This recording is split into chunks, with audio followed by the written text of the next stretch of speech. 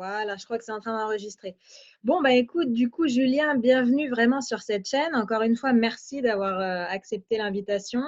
C'est vrai que moi, ça fait peu de temps que je te connais, mais grâce du coup à Johan Goblet, un confrère coach, j'ai pu du coup prendre connaissance un petit peu de ce que tu faisais et j'avoue être tombée un peu sur le charme de ton personnage. Donc, c'est pour ça que je voulais creuser un peu plus avec toi aujourd'hui dans cette interview. Donc, dans un premier temps, bah, écoute, je t'inviterai simplement à te présenter, savoir un petit peu plus qui tu es, ce que tu fais aujourd'hui. À Euh, toi de jouer. ouais, qui je suis? Comme je dis très souvent, moi je me considère comme un citoyen avant tout. Et donc, tu sais, on a cette fâcheuse tendance, je trouve, à mettre des étiquettes un peu sur tout. Ouais, c'est vrai, c'est Et vrai. donc moi je me considère vraiment déjà, enfin vraiment comme un citoyen. S'il y a une originalité, c'est que j'ai créé mon entreprise en fait à l'âge de 23 ans. Là, j'en ai 41. Mhm. J'étais à Paris, moi je suis un Parisien. Là, ça fait 7 ans que je suis à Montpellier. Et donc oui, c'est peut-être un parcours qui est atypique, mais je trouve qu'on a tous des parcours atypiques. En fait, c'est juste que je pense que j'ai pris du recul sur la société, sur beaucoup de choses très tôt dans mon parcours. Ça a dû Mhm. arriver vers l'âge de 12 ans, je pense, 12-14 ans. Ah C'est ouais, c'est tôt, multifactoriel. Ouais, c'est très ouais, tôt. mais c'est multifactoriel. C'est parce que ma mère, elle tirait les cartes, tu sais, elle faisait un peu Ah ouais, le d'astrologie, elle tarot? faisait la cartomancie. Ouais, c'est ça. Mais Mhm. plus pour les amis, donc à la maison. Euh, Moi, je pense que ça a aiguisé ma curiosité. Mon frère, lui, ça l'a pas trop intéressé. J'ai un frère qui est un peu plus âgé que moi, qui a 50 plus, qui est Mhm. resté assez cartésien et pragmatique pendant de nombreuses années. Et moi, je pense que c'est un des déclencheurs, on va dire. J'ai fait partie d'un programme scolaire à l'époque où j'avais 10 ans. Et on est parti un mois en voyage, en fait, dans une famille d'accueil aux États-Unis. Et ça a été un gros déclic dans ma vie pour beaucoup d'enfants d'ailleurs à l'époque, parce que 10 ans, c'est un peu tôt quand tu t'éloignes de ta Ah famille, tu es un peu ouais. livré à toi-même dans une Mhm. langue que tu ne maîtrises pas forcément. Et ça a été un peu l'école de la vie. Et puis Ok. après, j'ai fait du kung fu dès l'âge de 12 ans, donc ça m'a amené à m'intéresser à mon corps, à mon esprit. J'en ai fait pendant 14 ans, donc ça m'a amené à être champion de France en 99. Donc je me suis vraiment passionné Ouais. en fait de cet art. Et, Mhm. euh, et puis donc à 23 ans, nourri de lecture aussi, donc de voyage, à un moment donné, je me dis que j'ai envie de mettre à contribution mes excellences, en fait, là où moi je me sens bien, à l'aise, où c'est facile pour moi, de mettre Mhm. ces qualités-là pour le bien commun, en fait. Donc du coup, de créer une activité. Mhm. Avant, je me pose une question, je me dis, quels sont tes besoins, Julien? Qu'est-ce que tu as besoin, en fait? C'est un peu répondre à la question, en fait, c'est quoi le bonheur pour toi, Julien? Mhm. Et comme j'ai pas de grands besoins, moi, un de mes besoins vitaux, c'est de voyager. Ouais. Je trouve que ça, On en se tout cas, rejoint là-dessus. ça m'équilibre. Ouais. Ça m'équilibre vachement. La condition, une des conditions, c'est de partir seul. Pour moi, j'ai besoin en tout cas de partir seul à un moment donné dans l'année. Mhm. Euh, et puis, bah, du coup, ouais, je crée mon activité sans diplôme, puisque bah, j'ai zéro diplôme à l'heure d'aujourd'hui. Je suis dyslexique et dysorthographique. Ok. J'ai pas d'argent. J'étais dans une petite chambre de bonne de 10 mètres carrés au sixième étage sur un ascenseur à Paris. Mhm. Et comme beaucoup d'étudiants apparemment à l'heure d'aujourd'hui. Et puis voilà, et donc je me lance. Mon entourage, lui, n'est pas forcément pour, mais très bienveillant en fait. Il me dit, mais ça va pas ou quoi? Tu te lances dans le marché du tourisme, tu connais rien du tout, t'as pas de sous, tu quittes un emploi dans lequel j'étais quand même plutôt bien payé, et puis je voyageais aussi déjà un peu en Europe pour le compte de mon patron à l'époque. Mhm. Donc c'était plutôt confortable. Et ce n'est que le reflet du prisme euh, de la peur en fait que les gens peuvent avoir de se lancer. Tu sais, on est tous traversés par des rêves Mhm. en permanence, et puis il y en a très peu en fait qui les réalisent. Et je pense que c'est juste que eux, ils avaient peur. S'ils se mettaient à ma place, bah, forcément, ouais, ça les inquiétait quoi.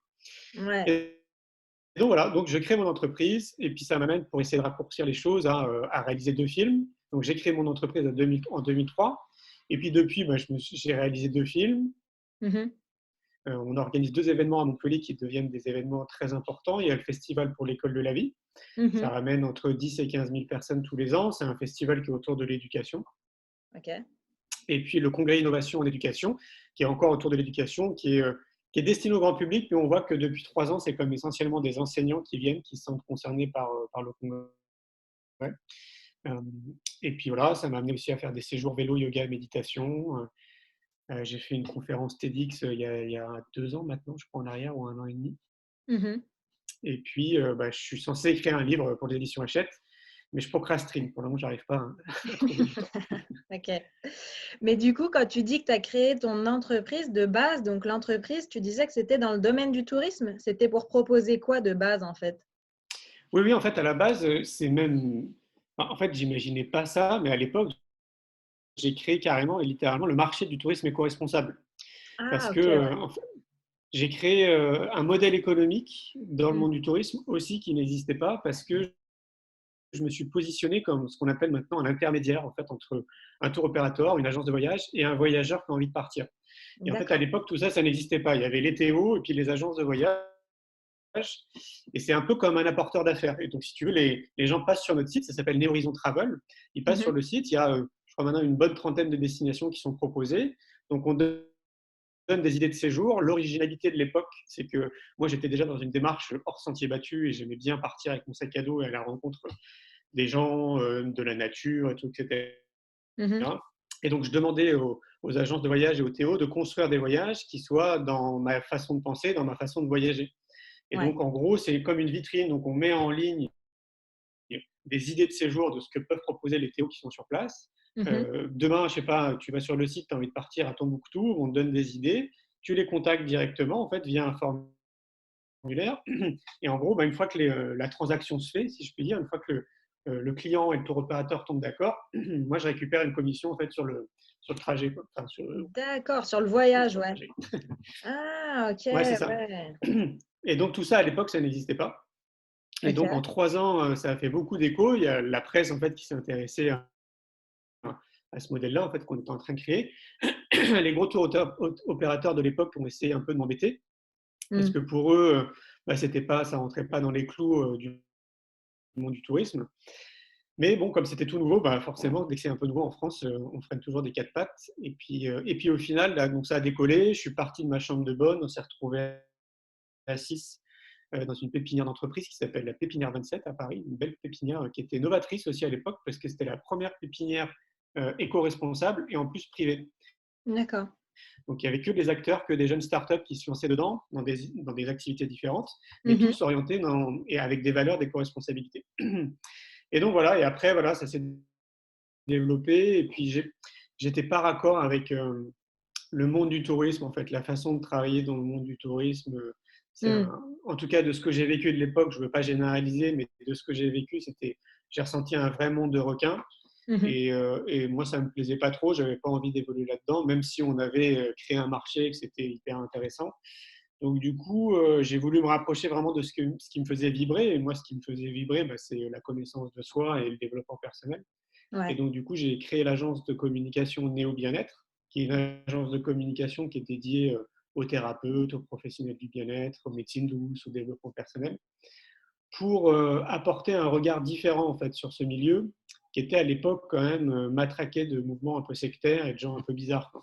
C'est-à-dire que quand on parlait ne serait-ce que de yoga et de méditation, c'était, enfin, il ne fallait pas en parler à tout le monde, quoi. Maintenant, il y a quand même pas mal de chemin qui s'est écoulé entre temps. Donc, voilà, la méditation, le yoga s'intègre dans le monde de l'entreprise et des écoles, mais je peux t'assurer qu'en 2003, ce n'était pas du tout le cas. Ouais. Et donc voilà, maintenant, je consacre beaucoup mon temps et mon énergie autour de l'agence Néo Bien-être. C'est elle qui m'a amené à faire tout ce que je fais là, en fait, maintenant, quoi. Donc Mmh. voilà, donc le site Néo Horizon Travel, il tourne tout seul, on s'en occupe pas, en fait, on laisse vivre sa petite vie et on se Mmh. concentre sur ce qui nous fait vibrer, quoi. Top, top, c'est ce que j'allais demander. J'allais te demander si Néo Horizon Travel était toujours quand même d'actualité ou pas. Mais d'accord, donc il tourne quand même toujours en automatique, quoi. Exactement, c'était le D'accord, principe. Ouais. d'accord, ok. Super. Bah, écoute, tu nous as dépeint une bonne grande partie de ta vie. Tu nous as parlé beaucoup du coup du voyage, qui est une chose vraiment qui nous intéresse, qui prédomine sur cette chaîne. Euh, comment tu dirais que le voyage, ça a vraiment contribué finalement à ce que tu es aujourd'hui et à ce que tu continues d'être, parce que tu as l'air de dire que tu utilises toujours quand même le voyage aujourd'hui comme moyen finalement d'épanouissement et de développement personnel. Du coup, comment tu l'expliquerais que le voyage, ce soit un tel, que ce soit un besoin en fait pour toi aujourd'hui? C'est ce que tu as dit finalement. Bah, je crois qu'avant de mettre des mots dessus, il faut vivre l'expérience. Parce que c'est pas toujours évident, je trouve, de. Tu sais, c'est un peu comme si tu recommandais à quelqu'un d'aller voir un psy parce que tu as l'impression que ça va être bon en fait pour lui d'aller voir un psy. Et puis bah, si lui il a pas décidé en fait, il a pas ce déclic, ça changera rien en fait dans sa vie quoi. Ouais. Et en fait moi ce que je me rappelle c'est de l'époque avant de franchir ce pas. Mhm. Euh, J'avais un ami en fait qui voyageait déjà seul depuis 2-3 ans. Et donc à chaque fois quand il revenait de ses voyages, on discutait tout ce Mhm. qu'il avait vécu, etc. Et puis régulièrement il me disait mais Julien, toi tu as le profil quoi. Franchement fais-le, tu verras ça va vraiment vraiment vraiment te plaire quoi. Et moi Mhm. j'étais un peu dans ces clichés qu'on a tous pense, encore à l'heure d'aujourd'hui, de voyager seul, en fait, d'avoir peur de m'ennuyer, de me dire comment je vais me retrouver à dîner seul ou à déjeuner seul, Ouais, ouais. ou, est-ce que ça va pas être dangereux, ou enfin, le fait d'être seul, en fait, tu vois, tout simplement. Quoi. Mhm. Et pour autant, j'ai jamais eu trop de soucis moi avec la solitude parce que j'allais déjà régulièrement au cinéma seul tu vois, je suis plutôt à l'aise en fait avec ça. Et je trouve qu'on devrait d'ailleurs recommander à tout le monde déjà d'être bien avec soi-même, donc d'être seul, d'être déjà bien soi-même C'est avant de clair. se mettre avec quelqu'un et tout ça. Mhm. Et donc, bah, je le remercie encore aujourd'hui parce que c'est vrai que je l'ai écouté. Et donc, du coup, bah, quand j'ai fait mon premier voyage seul, ouais, je l'ai remercié parce que j'ai compris en fait ce qu'il me disait. Et c'est en vivant l'expérience en fait que j'ai compris. Il pouvait me dire tout ce qu'il voulait avant. Et bon, Mhm. bah, ouais, je l'intellectualisais. Je voyais que lui, il avait les yeux qui brillaient quand il me disait ça, mais moi, j'étais pas dans l'expérience, donc ça me parlait pas. Mhm. Et depuis, ouais, je ne cesse en fait d'essayer de partir tous les ans au moins une fois seul parce que, bah, en tout cas, de mon point de vue, j'ai l'impression que c'est le meilleur outil en développement personnel. On est Euh, encore d'accord. j'ai l'impression que ça me permet vraiment du coup bah, de me connecter à moi parce que bah, quelque part, j'ai pas le choix parce que je suis seul. Mhm. Euh, Tu sais, c'est un peu tout ce flot d'idées, de pensées qu'on peut avoir en permanence parce qu'on est traversé par des centaines de milliers de pensées tous les jours auxquelles on ne prend pas le temps euh, juste d'observer, à part dans des instants de méditation pour ceux qui méditent. Et ben, Mhm. quand tu voyages seul, tu es confronté à ça, que tu le veuilles ou non, en fait. Toutes tes Ouais, c'est ça. réflexions refont un peu surface. Et donc, même si tu es en mouvement, tu es en train de marcher, tu es en train de visiter des trucs et de rencontrer des gens, de toute façon, tu es quand même confronté à ça. Et ça, moi, ça me plaît bien. Et Mhm. ça me plaît parce que ça me permet du coup de faire pas de faire une pause, mais en tout cas de faire comme si je prenais du recul en fait sur moi, sur mes activités, sur ma vie, c'est un très bon outil en fait pour prendre du recul. Donc ouais, et systématiquement en tout cas ça me procure cette sensation-là et ça me fait un bien fou à ce niveau-là. Et puis je trouve que c'est un très bon outil aussi pour rencontrer du monde parce que pour voyager aussi avec des amis ou avec ma compagne, bah, quand tu voyages avec quelqu'un, tu es connecté avec elle. Mhm. T'es pas connecté avec l'extérieur. C'est vrai. Et on le voit bien d'ailleurs pour les gens de l'extérieur, ils ne viennent pas forcément te voir parce que tu es déjà avec quelqu'un ou Ouais. tu vas pas rencontrer les mêmes personnes. Et donc, quand tu es seul, il y a aussi un phénomène, c'est que nous, en tant qu'être humain, on a besoin de lien social, quoi. On a besoin de Mhm. discuter, on a besoin d'être en contact avec des gens. Donc, à part être vraiment quelqu'un qui a besoin d'hiberner et de rencontrer personne et d'être dans sa grotte, on peut considérer que, tu sais pas, à 90% des êtres humains, on a ce besoin vital, quoi. Donc, Mhm. quand tu voyages seul, ben, si tu es un minimum dans ce côté-là, donc un minimum social, tu vas aller dans des guest houses, tu vas aller dans des chambres d'hôtes, tu vas aller dans des lieux pour rencontrer du monde déjà. Mhm. Et puis, bah, quand tu es en voyage, bah, forcément, tu rencontres du monde aussi, quoi. Enfin, moi, j'ai fait plein de connaissances dans des avions, dans des trains. Enfin, et donc, c'est ce qui me plaît, c'est ce côté-là, en fait, c'est de revenir vers moi, donc de prendre du recul, c'est d'être connecté à moi et à l'entourage, donc à la nature, aux gens que je vais croiser. Et puis, c'est d'être libre, en fait. C'est une vraie forme de liberté parce que c'est pareil, quand tu voyages avec quelqu'un, tu peux pas réellement faire ce que tu veux parce Ouais, que tu es c'est obligé vrai. de t'adapter quand même. Si cette personne-là, je sais pas, moi, elle a envie bah, de se reposer un matin parce qu'elle est fatiguée. Mm. Bon, bah, il va falloir s'adapter à cette situation. Si tu es en train de marcher, qu'à un moment donné, il y a un chemin avec, il y en a un qui veut partir à droite et l'autre partir à gauche, il va falloir trouver un terrain d'entente. Mm. Donc, quand tu voyages seul, pour ce que je vis, je me sens plus connecté à ma partie intuitive. Et donc, je vais plus écouter mon intuition et faire ce que je sens sur le moment. Quoi. Mm. Et c'est ça la Et pas liberté, ouais. rentrer dans une communication, c'est ça. Et de rentrer dans un échange qui est normal parce qu'il faut trouver une forme d'équilibre quand tu es avec quelqu'un. Et Mm. ça, je sens que j'en ai vraiment besoin. J'ai besoin de me sentir vraiment connecté à mon intuition, quoi, en fait. Et donc, du coup, bah, forcément, de me sentir libre d'une certaine manière. Mm. Et ça, je trouve que c'est. Ouais, je vois pas d'autres manières de retrouver cet état, quoi. Tout cumulé. Ouais. Ouais, c'est vrai, c'est vrai. Après, je sais pas si tu l'as expérimenté aussi, mais moi, ce que j'aime bien dans le voyage aussi, c'est le fait de toujours en apprendre plus sur toi. À chaque fois, moi, à chaque voyage, bah, je découvre une nouvelle facette, on va dire, de ma personnalité ou une nouvelle manière de réagir. Enfin, parce que finalement, c'est que lorsqu'on est confronté un peu à l'inconnu qu'on va se rendre compte de comment, en tant que personne, comment on réagit, nos instincts, finalement, de nos capacités aussi, parce que des fois, on se limite sans même s'en rendre compte inconsciemment. Et finalement, le fait d'être à l'étranger seul, ou même sans parler forcément d'étranger, de faire justement une expérience de voyage seul, même en France, bah, ça nous permet de renouer avec ces capacités finalement cachées, ces capacités qu'on a enfouies en nous et qui ne ressortent pas dans notre quotidien parce que l'environnement ne le permet pas. Ouais, tout C'est à fait. ouais, c'est incroyable, quoi. Moi, enfin, c'est pour ça que j'arrête jamais de voyager parce à chaque nouveau voyage, j'apprends toujours, que ce soit sur moi ou sur le monde ou sur les autres. Tu disais, les rencontres, c'est important. Quand on dit ça, on ne dit pas forcément que bah, on a envie de rencontrer d'autres personnes parce que nos amis ne nous conviennent pas ou on s'ennuie ou quoi. C'est pas ça. C'est que la diversité du monde fait que on reste vivant, quoi. On se rend compte des différentes histoires, des différents profils, des différentes choses qui existent, toujours plus, quoi, en rencontrant davantage de monde, tout simplement. Je sais pas ce que tu en penses par rapport à ça.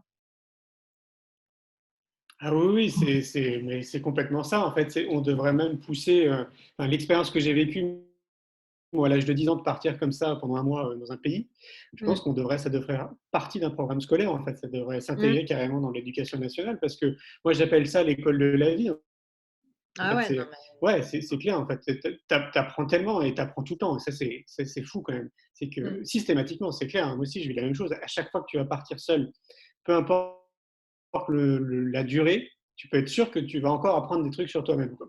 Mm. Dans ta façon d'interagir, de penser. Et puis, c'est une vraie ouverture sur le monde, en fait. C'est une vraie ouverture sur la vie, hein, de voyager comme ça, quoi. Déjà, de voyager tout court. Je pense que c'est une vraie ouverture sous Ouais. condition d'être vraiment dans l'optique de découvrir un pays et pas juste de poser ta serviette sur un transat dans un club, par exemple, mais vraiment Ah d'être dans oui. l'idée de partir et de découvrir en fait un univers, un pays que tu connais pas, quoi, donc dans toute sa globalité. C'est une vraie ouverture après sur le monde et sur la vie, ouais, parce que ça t'apprend plein de trucs, quoi. Mm. Ah ouais, puis enfin, le terrain de jeu, en plus, il est juste exceptionnel, quoi. Je sais pas si on a le temps d'une vie pour visiter tous les pays. Ouais, c'est clair. Non, c'est clair. Mais ouais, quand tu dis qu'il faut que ce soit intégré à un programme, il y a déjà des pays qui font plus ou moins ça. C'est pas obligatoire, c'est pas quelque chose de vraiment ancré dans les programmes. Mais par exemple, moi, en Allemagne ou en Australie, je sais qu'après le bac, il y a cette fameuse année de césure, tu sais, qui est plus ou moins une habitude chez eux, une obligation officieuse, on va dire. Et ça, je trouve ça génial. Et c'est un peu ça, quand j'ai commencé à lancer Challenge Ta Vie, c'est un peu ça que j'avais dans la tête. C'était davantage encourager les gens en France à faire ça. Parce que si ça existe de telle manière dans d'autres pays aujourd'hui, c'est bien que ça a une raison. C'est bien que ça apporte quelque chose de concret et de prouvé. Puisqu'en Allemagne, en Australie, ils le font. Donc, et d'ailleurs, moi, plusieurs fois, j'ai rencontré des Australiens, des Allemands à l'étranger qui ne comprenaient pas pourquoi en France, cette fameuse année de césure n'était pas dans les mœurs, si tu veux. Ouais, c'est clair. Bah ouais, moi non plus, je comprends pas. Je comprends pas. Et j'en ai encore rencontré un là, il n'y a pas longtemps au Maroc, dans un village perdu dans le Haut Atlas marocain. Et le gars était là en fait depuis 3 semaines. Et c'était un Allemand. Il était en césure justement pendant une année. Et on Mm. en a parlé un tout petit peu, genre 5 minutes quoi. Et enfin, pour eux, c'est juste génial en fait. Et la plupart en plus, ils partent comme ça, hein. Parce que tu fais ce que tu veux en césure, mais la plupart quand même, ils partent en voyage, quoi. Ah ouais, non, mais c'est fou, c'est fou. Et je trouve que c'est dommage qu'on ne le fasse pas encore en France, quoi. Je sais pas, d'ailleurs, c'est vraiment une réflexion de, mais comment ça se fait qu'un État, qu'un gouvernement, en plus, l'Allemagne, c'est vraiment un pays voisin. Donc, on pourrait se dire, en Europe, on se copie tous un peu dessus, etc. Pourquoi ça, en particulier, c'est toujours, c'est bloqué selon toi en France? Pourquoi ça n'a pas été développé? Tu as une idée ou pas du tout? Tu parles du système éducatif?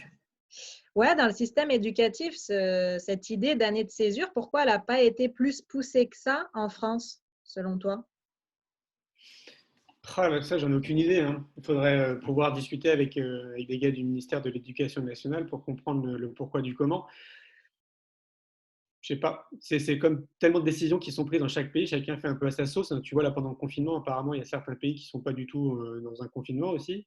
Donc, Mm, chacun fait un peu comme il le sent. Dans l'éducation, on pointe souvent les pays du Nord en disant que c'est le modèle éducatif par excellence, mm, en Suède, en Norvège, en Islande et tout ça. Moi, ce que je dis à chaque fois, c'est que oui, ok, c'est génial ce qu'ils font, sauf que nous, on ne peut pas faire un copier-coller, en fait. C'est impossible parce que ce n'est pas la même culture. C'est deux cultures complètement différentes et à tout niveau, que mm. ce soit politique, médiatique, environnemental, enfin, tout est différent, quoi. Par contre, il y a des vraies sources d'inspiration, on peut vraiment s'en inspirer. Donc, pour la France, de ce que je vois de mon prisme depuis 6 ans que je mets un peu d'énergie autour de l'éducation, c'est qu'on est quand même face à une machine qui est colossale. C'est énorme quand même. C'est quasiment 1 million de salariés. C'est comme si tu avais une entreprise, c'est comme si tu crées ta boîte et que tu avais 1 million de salariés. Mm. Donc, c'est pas évident. En plus, on est quand même un pays avec notre culture où on aime bien se reposer sur nos acquis. Donc, le changement, il se fait, mais il se fait à chaque fois de manière très lente. C'est pour ça qu'on a toujours à peu près 15 ans de retard sur beaucoup de choses en France. Mhm. Donc, on est, moi, je trouve, dans une bonne direction de changement d'un point de vue éducation. Mais voilà, je pense que si on se revoit dans 20 ans et qu'on en reparle, tu verras que les choses, quand même, auront beaucoup évolué. Donc, D'accord. le mastodonte, c'est une bonne image. C'est vraiment un mastodonte. Ça prend du temps. Moi, je suis en contact à travers le Festival pour l'école de la vie ou le congrès. On est en contact avec des gens qui sont au ministère ou qui bossent de près ou de loin avec eux. Mhm. Et de ce que je comprends, encore ce matin, j'étais en discussion avec une collègue qui m'expliquait que voilà, l'éducation nationale est vraiment au courant de tout ce qu'on fait. Ils sont même plutôt pour en fait ce genre d'action. Mhm. Ils nous laissent quelque part faire tout ça parce qu'eux, ils seraient incapables de le faire. Et ils Mhm. estiment qu'on a besoin de nourrir un collectif en dehors de l'éducation nationale, de nourrir des réflexions autour de l'éducation. Ça paraît vraiment très important. Donc ça veut dire qu'ils sont plutôt pour, en fait, tu vois, toutes ces idées, quoi. Ouais. Sauf qu'il ne faut pas se Pour, leurrer, mais ça, sur le reste- ça côté, reste quoi. quand même des politiciens. Pour, mais sur le Bah, côté, pour, quoi. sur le Doucement. côté, Ouais.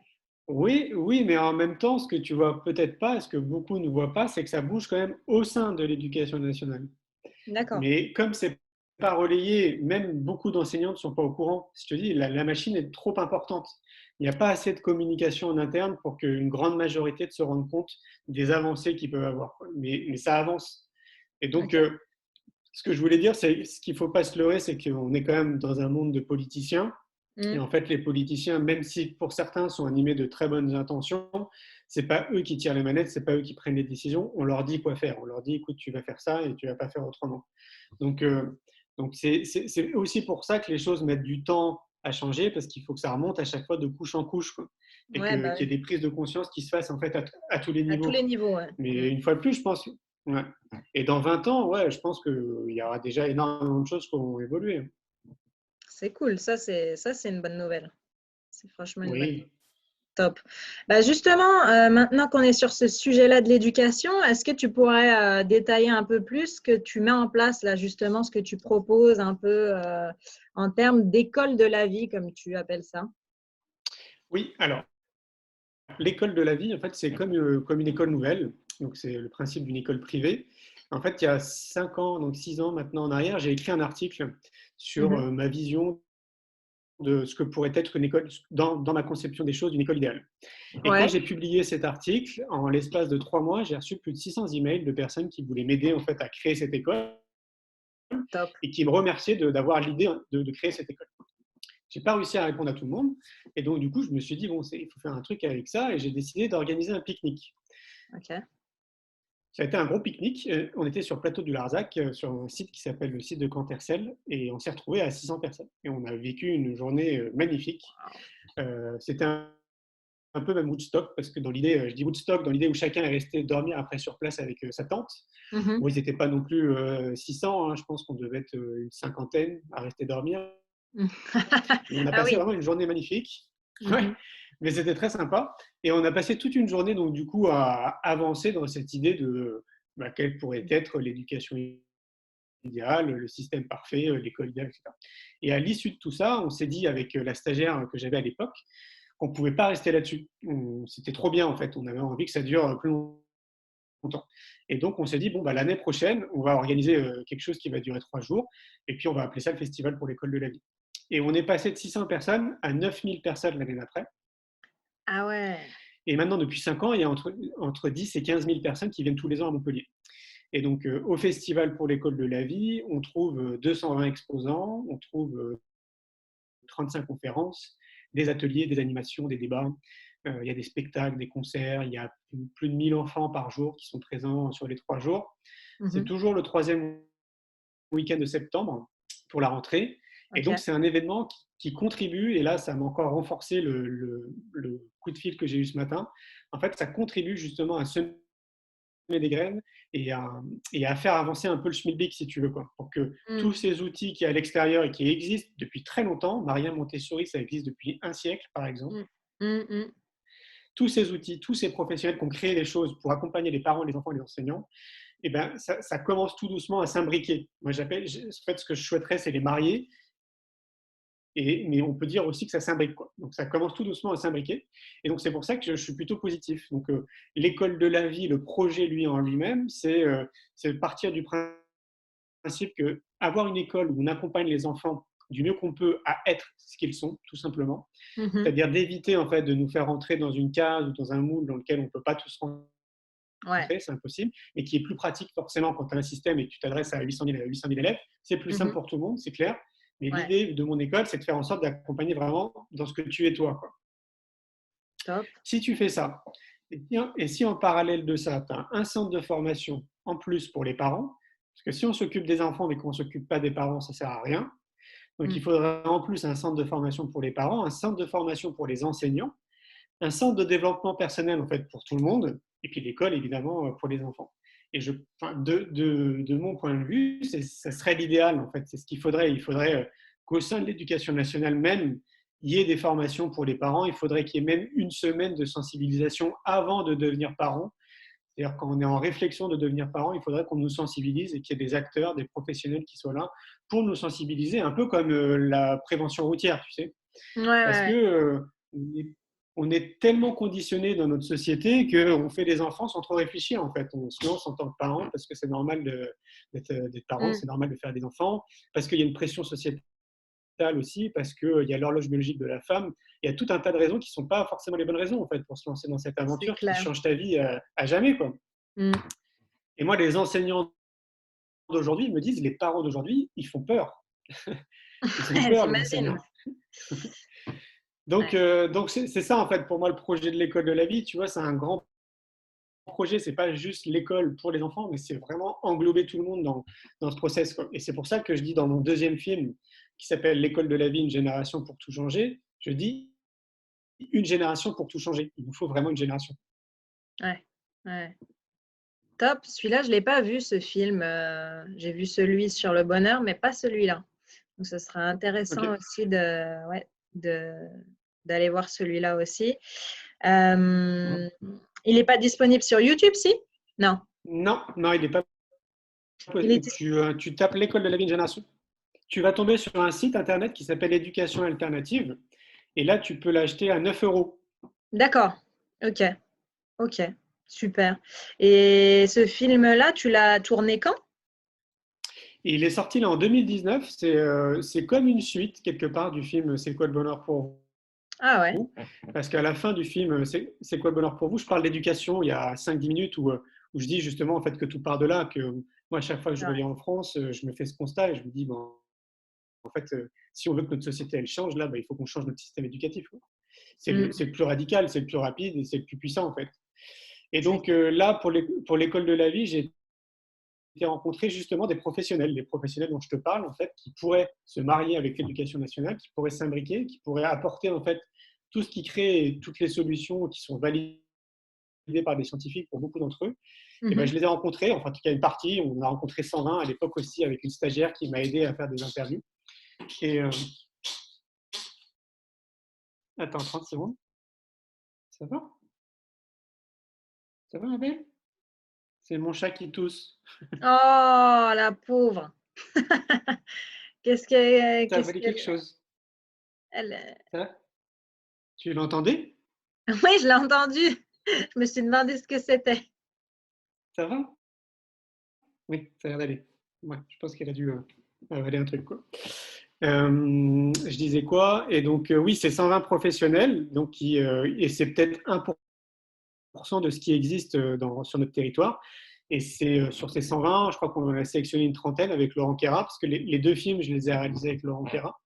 Ok. Et donc là, ben, justement, on aborde l'éducation pendant 1h30 et on essaye une fois de plus, d'apporter un éclairage différent, un peu comme dans le film C'est quoi le bonheur pour vous. Donc, du coup, c'est classé par thématique, parce que l'éducation, c'est encore un champ qui est extrêmement vaste.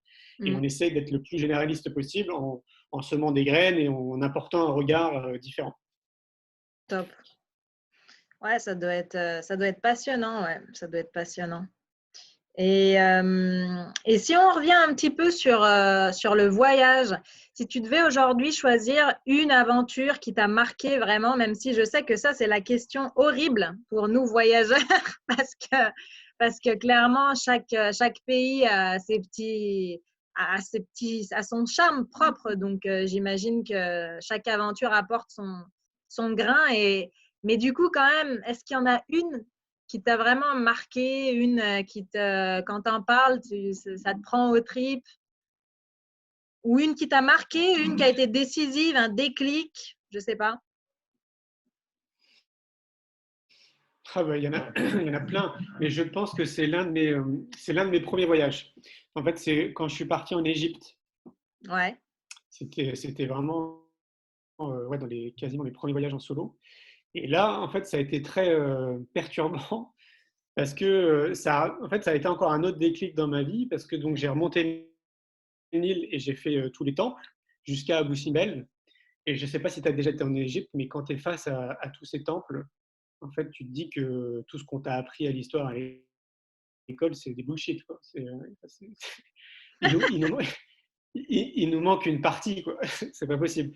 Parce que, en fait, je suis pas un égyptologue, hein, mais de ce que j'ai compris, c'est à peu près moins 3000 à moins 5000 ans avant Jésus-Christ, quand même. Mhm. Et en fait, quand tu es sur place et quand tu regardes de près ce qu'ils ont fait, mais c'est juste parfait, en fait, ce qu'ils ont fait, quoi.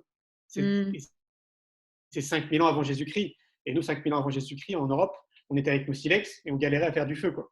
Tu vois. Alors, euh, alors, ça m'a chamboulé, en fait. Ça a remis vraiment d'un coup, d'un bloc, tout en question de tout ce qu'on m'avait appris. J'étais déjà en plus en remise en question, parce que, comme je te disais, ça a commencé assez tôt. Et là, je me suis dit, mais c'est pas possible. Et quand on passait de temple en temple et de temple en temple, je t'assure que la perfection des temples, elle est vraiment hallucinante. Et donc, du coup, en revenant de ce voyage, bah, je suis devenu un peu passionné de ce sujet et j'ai tout épluché, tous les bouquins. À l'époque, il y avait un CD qui était sorti qui nous remettait un peu les temples tels qu'ils étaient avec toutes les couleurs et tout à l'époque. Mhm. Et donc, j'ai creusé la question et j'en suis arrivé au bout de quelques années à une conclusion personnelle où je me suis dit, mais soit ils ont été aidés Ouais. par une civilisation avancée, Mm. soit ils étaient mais vraiment très très très avancés par rapport à nous. Et pourquoi pas, hein, c'était peut-être une civilisation en fait qui était là depuis bien longtemps avant nous et voilà, ils Mm. étaient juste plus doués que nous. Et puis, dans la continuité des choses, il y a 5-6 ans en arrière, il y a un reportage, un documentaire qui est sorti qui s'appelle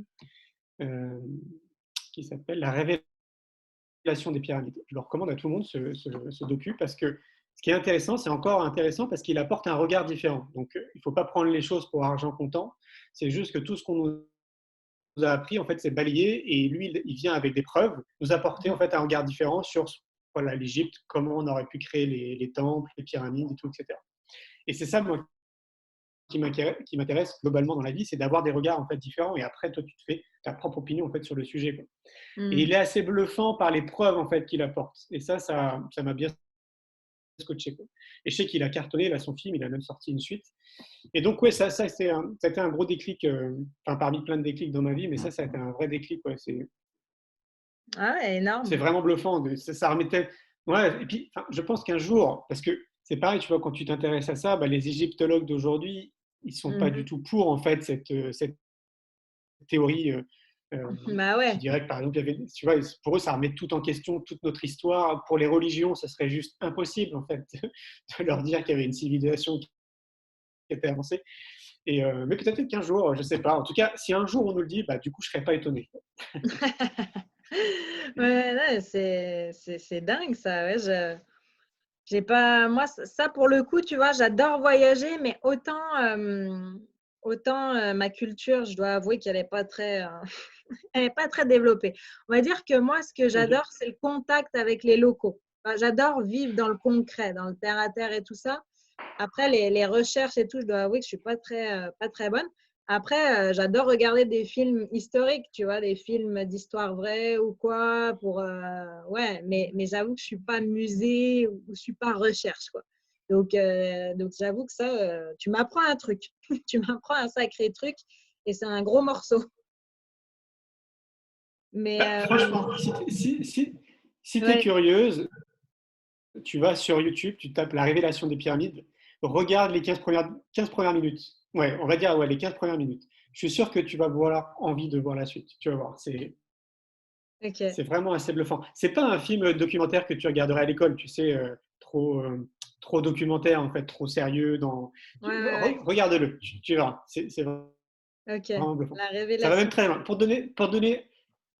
Pour donner une idée, si ça peut te mettre en appétit, un des points qui révèle notamment dans le film, c'est que curieusement, si tu prends une ligne droite et que tu fais le tour comme ça du globe terrestre, tous les temples incas, égyptiens, tous les grands temples, tu sais, où on estimait en fait qu'ils avaient une culture qui était bien plus avancée que la nôtre, ils sont tous alignés de la même façon tout autour du globe.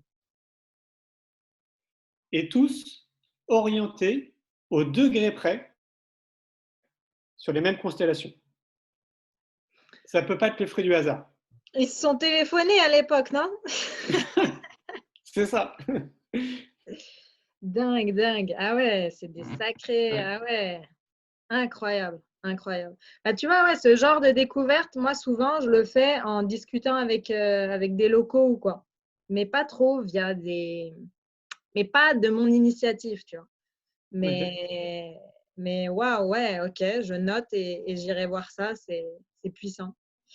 Euh, Ben écoute, donc oui, l'Égypte. Ensuite, je dirais simplement que qu'est-ce que tu dirais, parce que tu as commencé l'interview en disant, euh, tant que tu l'as pas vécu, tu ne peux pas savoir ce qu'un voyage solo peut t'apporter ou tu peux pas vraiment imaginer ce que ça peut t'apporter. Euh, du coup, euh, Du coup, est-ce que tu aurais quand même quelque chose à dire à des personnes parce que moi, j'aide beaucoup de personnes qui sentent qu'il y a quelque chose à aller chercher avec un voyage solo, mais qui justement ont du mal à passer à l'action pour différentes raisons, des obstacles internes, des obstacles externes. Du coup, qu'est-ce que tu leur dirais quand même pour vraiment les encourager à sauter le pas? Ouais, en fait, je pense que c'est lié à beaucoup de choses dans notre vie. Tu sais, c'est ce fameux premier pas qu'on a beaucoup de mal à franchir dans beaucoup de choses. Mm, En tout cas, ce que je pourrais leur dire, c'est déjà de se faire confiance. C'est le premier point. C'est toujours intéressant de sculpter un peu l'entourage et de dire, voilà, moi j'ai l'intention, par exemple, de partir en Thaïlande pendant un mois seul avec mon sac à dos, d'en Mmh. discuter avec ses amis, avec sa famille. C'est toujours intéressant, je trouve, de le faire. Mmh. Mais il ne faut pas prendre pour argent comptant ce qu'ils vont vous dire. C'est-à-dire que bah, ça ne sera que le reflet en fait, de leur propre perception, qui ne sont Mmh. pas forcément les vôtres. Donc, important d'écouter, mais surtout important de prendre la décision avec soi-même, quoi, en gros. Quoi. Enfin, on est notre meilleur Mmh. guide. Donc, moi, je reviens souvent à la partie intuitive. Il faut vraiment écouter cette petite voix, en fait. Alors, on l'appelle comme on veut. Hein. Ça peut être notre ange gardien, une petite voix, peu importe ce que c'est. Mmh. Ce côté intuitif, on se dit, bah, putain, je sens qu'il faut que je fasse quelque chose. Ça peut être, je sais pas, changer de métier, ou me mettre au sport, ou changer mon alimentation, ou faire un voyage. Je sens qu'il faut que je le fasse parce que je sens que ça va me faire du bien, mais j'arrive pas en fait à faire ça. Et ce que je peux dire, c'est que si tu le sens, fais-le quoi. Mmh. Il faut surtout pas attendre. La vie, elle passe trop vite. Ça passe Ouais, trop c'est trop vite. clair. Et moi, j'ai eu 3 accidents dans ma vie où normalement, je devrais pas être là à discuter avec toi. Normalement, je devrais être mort. Et à chaque fois, en fait, enfin, le troisième accident encore plus. Le troisième me rappelle à chaque fois, mais profite de la vie, quoi. Croque la vie à pleines dents parce que tout peut C'est clair. s'arrêter comme ça, d'un coup. Et c'est Mmh. pas des discussions de comptoir, c'est une vraie réalité. En tout cas, quand tu le vis, et pour moi, je te dis, je l'ai vécu 3 fois, bah, ça te rappelle un peu alors, quoi. Tu te dis que c'est vraiment une réalité, quoi. Ouais. Et donc, de ce fait, il faut vraiment, si un de vos rêves, bah, c'est de voyager, et ça peut pas forcément d'ailleurs être à l'autre bout du monde, hein, si c'est un de vos rêves, c'est de partir en Bretagne seul pendant une semaine, faites-le, quoi. Ouais, c'est Donc, déjà un sacré pas, ouais. Mmh. c'est ça, ouais. Et c'est voilà, de vraiment de s'écouter.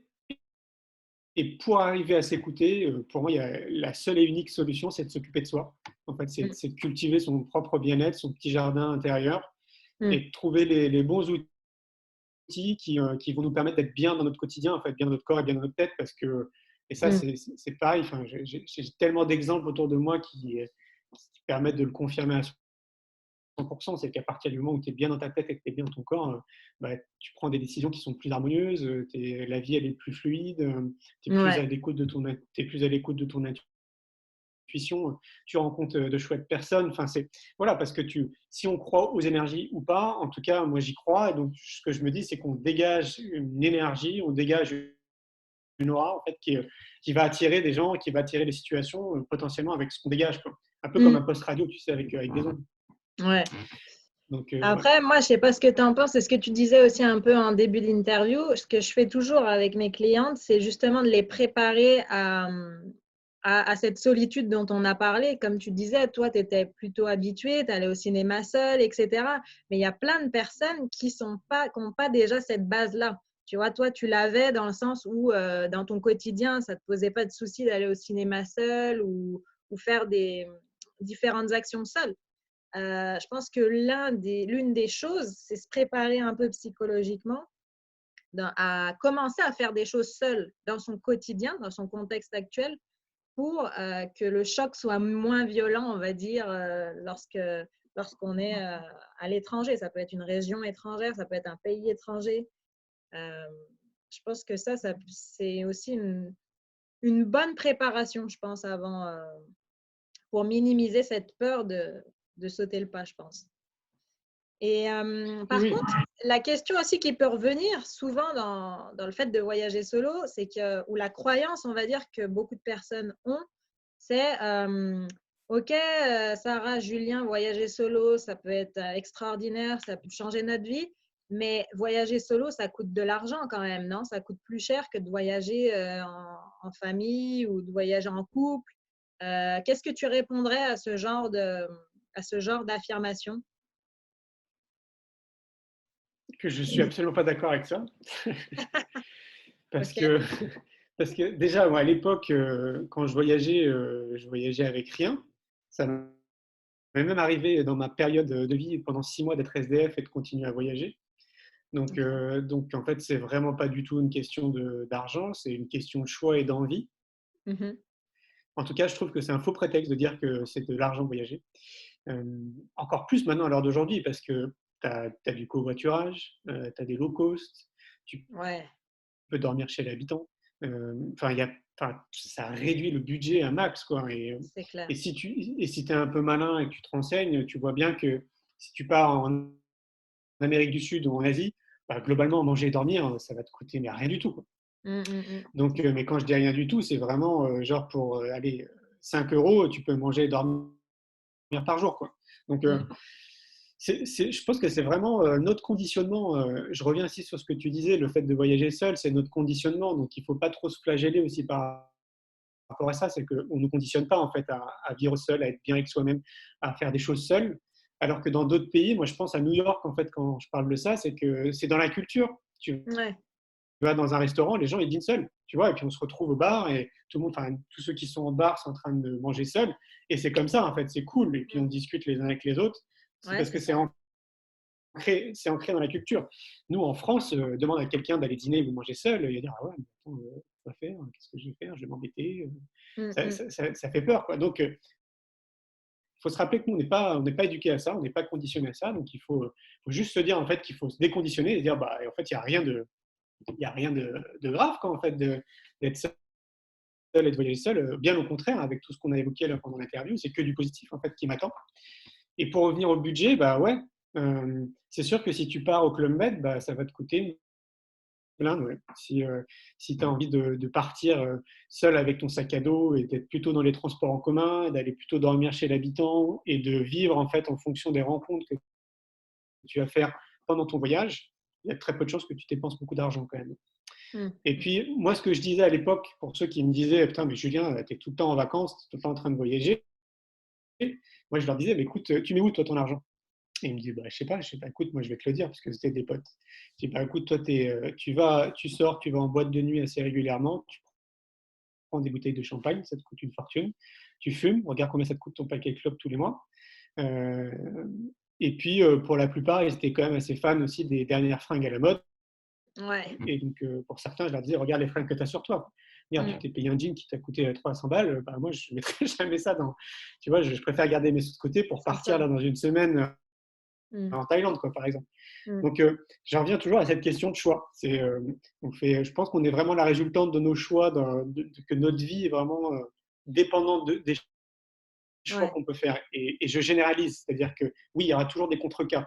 Il y a sûrement des personnes qui nous écoutent et qui vont dire ah oui, mais le gars qui est SDF ou le mec qui naît avec une jambe en moins ou les gars qui sont nés dans une période de guerre, bah oui, bah non, eux, ils n'ont pas le choix. Bah oui, je suis complètement d'accord avec ça, mais ça ne représente pas la globalité, en fait. Ça ne représente pas Ouais. la globalité de ce qu'il y a sur notre petite planète. Mm. Donc moi, je réfléchis à chaque fois de manière globale et je pense qu'on est tous à peu près logés de la même enseigne globalement, même s'il y a toujours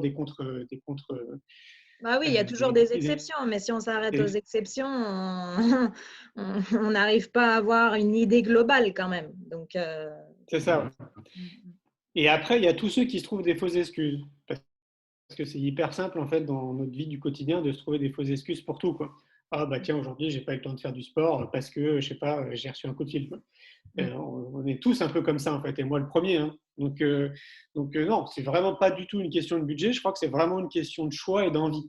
Ouais, ouais, clairement. Et je pense que c'est une question de ce que tu disais de déconditionnement, c'est-à-dire qu'on n'est absolument pas conditionné pour voyager, enfin au voyage solo en général, aux choses alternatives en général, parce que, comme tu disais, les personnes qui aujourd'hui fument ou achètent les derniers fringues à la mode ou s'achètent les dernières technologies en téléphone, etc., c'est pourquoi? Parce qu'on vit dans une société qui prône ça, qui prône que la réussite passe à travers ça, passe à travers les dernières technologies, la dernière bagnole, etc.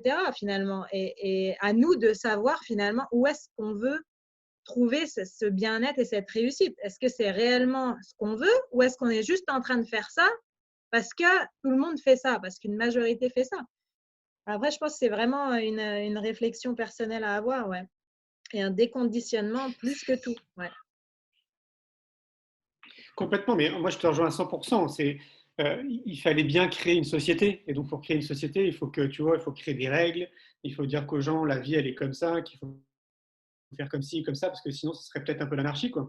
Donc c'est quelque part, c'est même pas notre faute, tu vois, parce on nous a appris ça, on nous aurait appris autre chose, bah, ça aurait été autre chose, quoi. Mm. Donc c'est ce que tu dis, c'est vraiment cette partie de déconditionnement en fait qui peut être longue chez certaines personnes, plus courte chez d'autres. Et c'est pour ça Mhm. que je me dis que tout part de l'éducation dans ce cas-là, et qu'on a Ouais. plutôt intérêt à départ à accompagner les êtres humains juste à être, quoi. Tout simplement. Ouais, mais ouais, justement, c'est ce que tu dis qui est intéressant dans le sens où si on laisse place au modèle que tu es en train de construire, est-ce que justement ce ne serait pas l'anarchie et qu'il y aurait pu un système bien construit avec des idées bien arrêtées finalement? Est-ce que c'est pas ça qui fait que ça prend du temps? Non, parce que tu l'as vu le film Demain? Non. Non, je t'invite à le voir. C'est un film très intéressant de Cyril Dion où lui, il est parti un peu partout dans le monde voir des citoyens en fait qui se mobilisent et qui passent à l'action et qui font OK. en sorte d'apporter en fait à du bien commun. Ça peut être dans leur département, dans toute une région, parfois même dans tout un pays. Et c'est juste des citoyens. Et en fait, ce qu'ils souhaitaient pointer du doigt, c'est qu'il y a énormément d'initiatives citoyennes Mhm. sur notre planète, mais sauf qu'en fait, on n'en parle pas, on n'est pas au courant. Si tu regardes le prisme médiatique, on nous parle vraiment de tout ce qui ne va pas, en fait, en gros, sur notre planète. Ouais. Des attentats, des meurtres, des guerres, des fous, des fausses lois, de la corruption, que des trucs qui sont négatifs. Globalement, c'est ça. Quoi. C'est Mhm. 80%, c'est ça. Parce que tu vas toujours trouver de très bons journalistes qui apportent vraiment de l'information, soit objective, soit pourquoi pas positive pour le coup, pour changer. Mais on va Mhm. dire 70 à 80%, c'est quand même très anxiogène.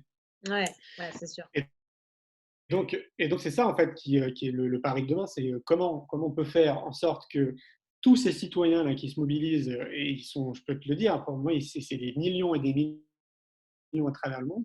Comment on pourrait faire en sorte de les mettre en lumière en fait ces gens-là, parce que si la majorité d'entre nous étaient au courant, ça leur Mm. donnerait envie eux aussi en fait de passer à l'action. Parce qu'en Ouais, fait ils c'est clair. s'apercevraient que on est tous doués dans quelque chose. Et on s'apercevrait que de mettre nos qualités pour les autres, en fait, d'être utile et d'apporter en fait et d'aider les gens en fait autour de nous, mais c'est le bonheur total. Ouais. Quoi. Non, mais c'est Et clair. c'est ça qui changerait beaucoup de choses. Et donc en fait, c'est comme s'il n'y avait pas d'existence, je te dirais oui, je te dirais là, ça peut-être l'énergie, mais comme il y a déjà un tronc commun qui a déjà de l'existant et depuis un siècle. Il y a des acteurs qui se mobilisent depuis très très longtemps et c'est pour ça qu'il y a des prises de conscience là, ces 10-15 dernières années, parce qu'il y en a qui font le job depuis 40 ans ou 50 ans là, hein, comme Pierre Rabhi, je ne sais pas si tu connais, Mathieu Ricard, Nicolas Hulot, Yannatus Bertrand, Christophe André, Alexandre Jolien. Toutes ces Ouais, ouais, personnes, c'est des si. gens Mm, mm. qui font le job depuis de nombreuses années. Et donc, ouais, c'est juste un continuum. Donc, si on va dans ce sens-là au niveau de l'éducation, ben, ça va juste participer à cet égrégore qui existe déjà et qui attend juste en fait de sortir, tu vois, de s'extraire un peu du sol. Pour le moment, c'est comme si on sortait la tête de la terre comme ça, qu'on disait, écoutez les gars, là on est là, et tout doucement on est en train de sortir. D'accord. Donc ça créera pas une anarchie, bien au contraire. Ok, C'est ok. juste qu'il faut une génération. Donc, en gros, nous on fait le job aujourd'hui pour les générations futures. Mm. Top. Et franchement, ça donne de l'espoir tout ce que tu dis, dans le sens où c'est clair que s'il y avait aujourd'hui 50% d'infos positives, 50% d'infos négatives, déjà, ça changerait la donne, quoi.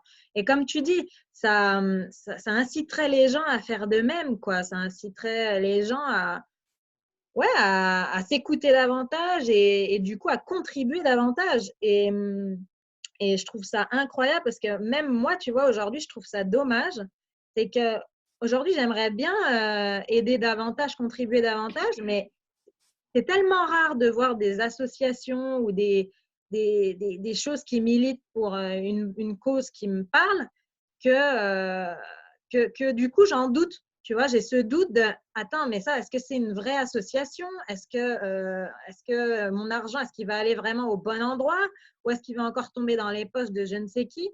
Et je trouve ça dommage, tu vois, d'être dans cette démarche-là, hein, dans cette réaction-là, finalement. Et peut-être que de voir des choses davantage positives ou de ce style à la télé ou sur l'ordinateur ou je ne sais quoi, peut-être que j'aurais plus confiance. Mais du coup, aujourd'hui, j'ai du mal à avoir confiance. En fait, moi, limite, je préférais être dans un événement vraiment dédié où je vois qu'on fait des choses et c'est bien fait au bon endroit, dirigé aux bonnes personnes, plutôt que juste faire un don et je ne sais pas où part mon argent, tu vois. Donc, Ouais, du je coup, comprends. Ouais. ouais, ouais. Tout ça Je pour dire que peux te recommander. ouais, dis-moi, ouais, voilà, c'est ça. Ouais, Ouais. Bah, déjà, je te recommande de voir le film Demain. ouais, Je te recommande de voir le film En quête de sens, le film Artiste de la vie aussi. Mhm. Ça, c'est trois films avec le film C'est quoi le bonheur pour vous, évidemment. C'est quatre films, on va dire, qui vont t'amener justement sur ce chemin-là. Tu verras, en fait, enfin, en tout cas, c'est comme une bouffée d'oxygène, c'est très rassurant et ça Ouais. pointe du doigt justement qu'il se passe plein de choses. Mhm. Et puis surtout, en fait, ce qui nous manque éperdument, c'est du lien. C'est pour ça que le Festival pour l'école de la vie fonctionne et c'est pour ça, moi, que je l'ai créé. C'est qu'à l'époque, moi, j'ai une activité qui est quand même essentiellement sur le web. Et c'est pour Mhm. ça, à l'époque, que j'ai créé mon activité, c'était de me dire, bah, il faut que je continue en fait de voyager parce que ça fait partie de mon équilibre, mais il faut que je Mhm. gagne de l'argent. Donc, merci Internet, ça m'a permis de créer une activité qui me permet de travailler partout dans le Mhm. monde en fait. Et donc, mais qu'est-ce qui manque à Internet? Bah, c'est le contact physique. Là, c'est Ouais, c'est super, on ça. fait un zoom, mais t'es pas là, t'es pas en face de moi, tu vois, je peux pas te sentir, c'est pas pareil en fait, l'énergie est C'est clair. complètement différente. Et ce Mhm. qui nous manque en tant qu'humain, c'est justement de se voir en fait, tu vois, d'être en contact les uns avec les autres, et Mhm. surtout avec des personnes qui partagent nos valeurs. Ouais, c'est ça. Mhm. C'est tellement rassurant. Et donc, le festival pour l'école de la vie, c'est pour ça que ça cartonne. C'est pour ça qu'il y a 15 000 personnes qui viennent. C'est que très souvent, nous, on nous dit, mais merci Julien, en fait, ça redonne foi en l'humanité. C'est Parce que clair. d'un coup, pendant 3 jours, tu as 15 000 personnes qui viennent de partout de la France entière. Il y a des gens qui viennent du Canada, de Suisse, de Belgique, de l'île de la Réunion, de Maurice, de Guadeloupe, d'Angleterre. Ah Ça vient de ouais. partout. Ouais. Et donc, ça fait trop du bien, en fait, de se retrouver. Et c'est ce qui nous manque. Il faudrait qu'il y ait plus d'événements comme ça, fédérateurs, autour de valeurs qui nous sont chères, quoi. La Ouais. plupart des événements qui sont organisés, c'est des salons du bien-être, mais ça reste des salons. C'est pas des, ça manque de sens en fait, tu vois, ça manque de sens ou d'éthique ou de valeur. Et c'est pour ça une fois de plus que ça marche, c'est parce que on se retrouve avec des gens qui partagent les valeurs que je porte en fait depuis que j'ai créé mon activité. Ouais, ouais. Donc, viens au prochain festival. Maintenant, ce sera en 2021 En ou 2021, au tu vas pas prochain le faire en congrès. 2020? Non, cette année, on fait une pause parce qu'on est une petite équipe, on est 6 à s'occuper du festival. Mhm. Et tu vois, quand tu as 220 exposants, 35 conférences, 15 000 personnes, ça commence à être du lourd quand même pour nous. Et puis là, en 2019, on a dû l'arrêter parce qu'il y avait une pluie qui était potentiellement dangereuse. Et c'est la première fois qu'on est obligé d'arrêter le festival. Et c'est pas évident d'arrêter un festival quand tu attends 15 000 personnes. Et donc là, on avait besoin de souffler cette année. Et pour pallier à ça, on organise le 4e congrès innovation en éducation à Paris cette année, et c'est le 24 et le 25 octobre à l'espace Charenton.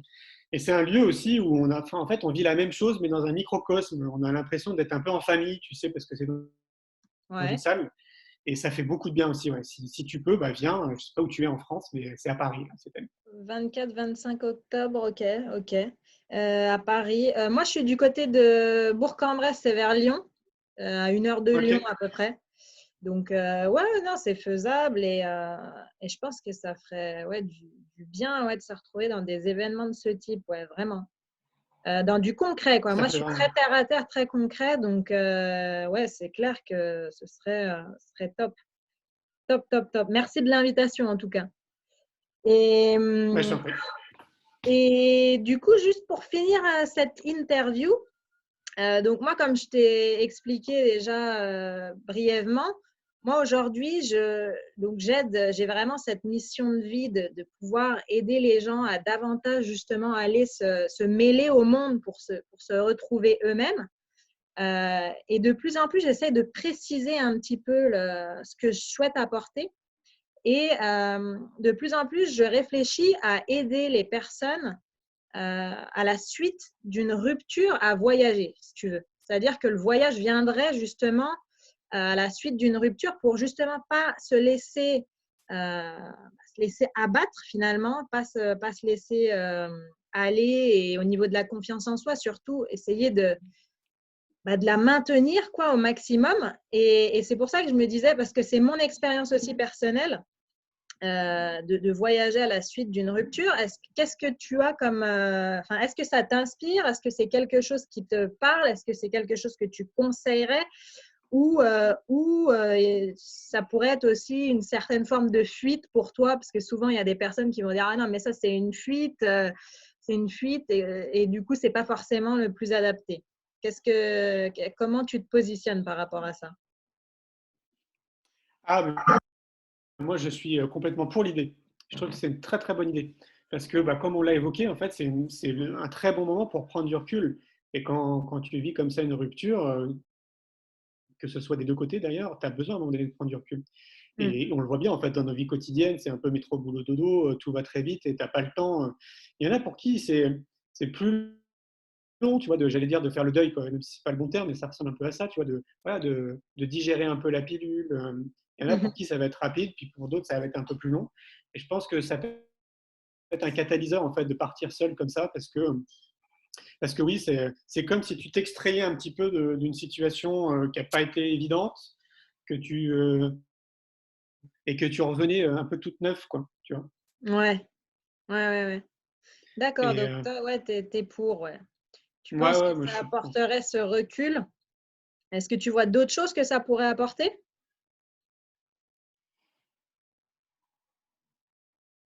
Je crois on a vraiment besoin de.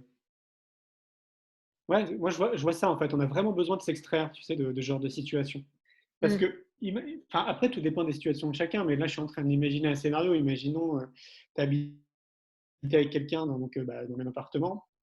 Donc, il y a tout un tas de souvenirs, tu vois, de tout ce qui s'est passé dans cet univers-là. Le fait de vivre cette rupture aussi au sein de cette énergie-là, c'est pas bon, quoi. Tu vois. Mm. Et Ouais. donc, j'entends aussi par là de s'extraire, de prendre du recul, de s'extraire aussi de ça, en fait, de ce type d'énergie, quoi. Ça peut faire beaucoup de bien. Et normalement, quand on revient d'un voyage comme ça, on revient un peu neuf quand même. On est différent en tout cas. Ouais. Ouais, non, de plus en plus, j'ai vraiment envie de me focaliser là-dessus. Parce que je pense que c'est un moment, ouais, où plus que jamais, on a besoin de tourner la page, de se rassurer sur le fait que le monde a encore plein de choses à nous offrir, quoi. Le monde ne s'arrête pas de tourner. Et justement, je pense que c'est une des manières les plus adaptées de se rendre compte de ça, quoi. De se rendre compte que non, Ouais, la vie est belle, continue à être belle malgré ma douleur et plein de choses m'attendent finalement. Plein de choses sont là à c'est clair. m'attendre. Ok, Julien. Écoute, pour finir, je vais juste te demander du coup concrètement, quels sont tes projets, tes objectifs là à l'heure actuelle, si ce n'est donc le congrès en octobre. Est-ce que tu as autre chose en route en ce moment? Enfin, quels sont tes objectifs de cette année 2020 par exemple? Alors, ça me fait sourire parce que j'ai une liste de 17 projets sur mon bureau. Donc, j'ai encore beaucoup de choses encore beaucoup de choses à faire.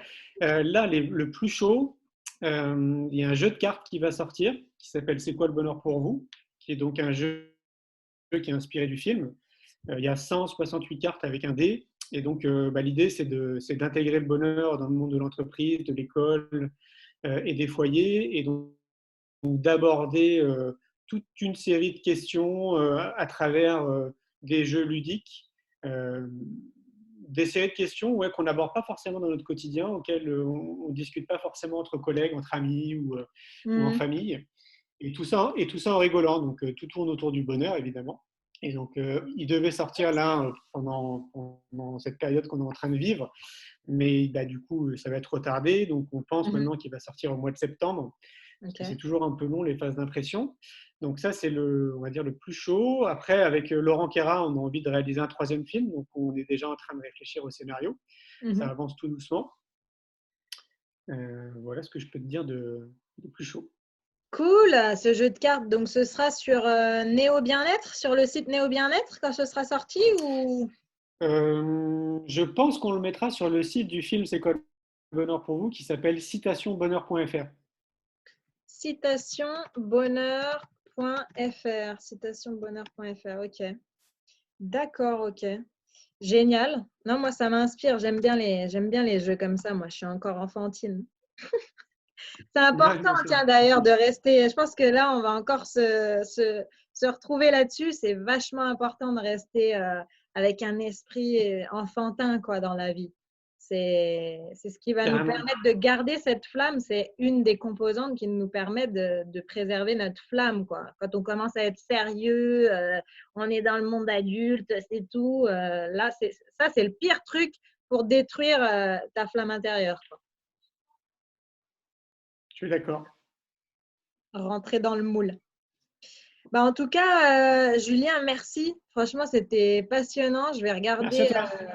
Je vais regarder les films que tu m'as conseillés. Surtout là, en ce moment, en période de Tu me confinement, diras. ça va être top. Et je te souhaite vraiment ouais, le meilleur. C'est vraiment incroyable ce que tu es en train de mettre en place. Et j'espère qu'un jour, on aura l'occasion de se voir physiquement, quoi, à un de tes événements. Ce sera Avec avec grand plaisir. plaisir, en tout cas. Et donc, du coup, pour Avec te plaisir. retrouver, pour les personnes qui voudraient aller encore plus loin, du coup, je leur donne le site citationbonheur.fr ou je leur donne d'autres réseaux particuliers? Eh bien, on a plusieurs sites. En fait, il y a le site de neobienêtre.fr. Ouais. Il y a le site du Congrès Innovation en Éducation. Donc là, il suffit juste d'aller sur un moteur de recherche. Pour me suivre, le plus simple, c'est d'aller sur les réseaux sociaux. Donc, soit sur Facebook, vous tapez Julien Perron et je pense que vous me trouverez assez facilement. Sur LinkedIn et sur Instagram. Je pense que c'est ce qu'il y a de plus simple. Ouais, ok, top. Bon, bah d'accord, bah, je vais pouvoir mettre ça dans la description de cette interview. Merci vraiment à toi. Fais attention à Merci toi, à toi. à ta famille Toi également en aussi. ce moment. Et puis, bah, Merci, toi aussi. à une prochaine fois. Ça marche. Bye bye. À bientôt. Ciao.